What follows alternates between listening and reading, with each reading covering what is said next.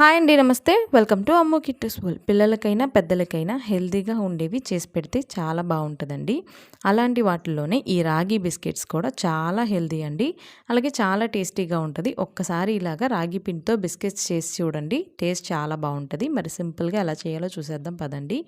ఇక్కడ నేను pre heat కోసం ఒక మందంగా ఉండే ప్యాన్ని పెట్టుకున్నానండి లో ఫ్లేమ్లో. ఇప్పుడు ఈ బిస్కెట్స్కి బ్యాటర్ కలుపుకోవడానికి ఒక హాఫ్ కప్ వరకు నెయ్యిని ఇలాగ మెల్ట్ చేసి వేశాను. అలాగే సేమ్ క్వాంటిటీ బెల్లం కూడా వేసానండి. ఇక్కడ నేను షుగర్ వాడట్లేదు. అలాగే ఒక 2 కప్పుల వరకు రాగి పిండి అండి. ఇది బయట కొన్నది కాదండి, ఇంట్లోనే తయారు చేసింది. అలాగే ఒక హాఫ్ కప్ వరకు గోధుమ పిండి, చిటికెడు బేకింగ్ సోడా వేసుకొని ఇదంతా కూడా బాగా కలుపుకోవాలండి. ముందుగా ఈ నెయ్యిని ఈ పిండికి ఇలాగ ప్రెస్ చేసుకుంటూ బాగా పట్టించాలి. ఇలా చూసారా, ఇలా ముద్దలా రావాలన్నమాట.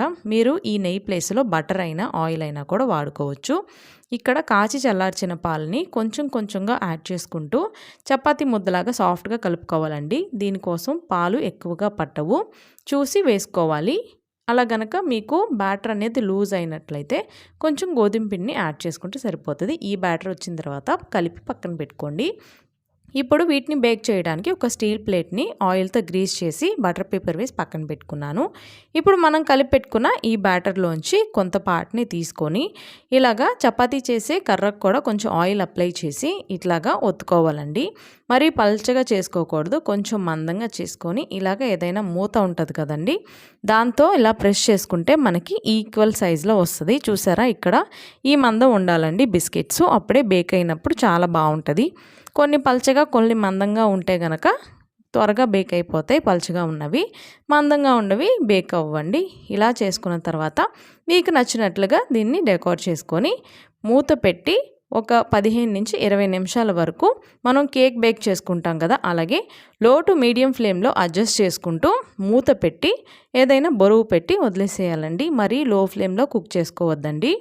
ఇలాగా 15 నిమిషాలు పట్టింది నాకు బేక్ అవ్వడానికి. చూసారా, గట్టిగా అయిపోతుందండి. మరీ గట్టిగా అయ్యే వరకు ఇలా బేక్ చేసుకోకూడదు. ఇవి ఆరిన తర్వాత ఇంకొంచెం గట్టిగా అవుతాయి.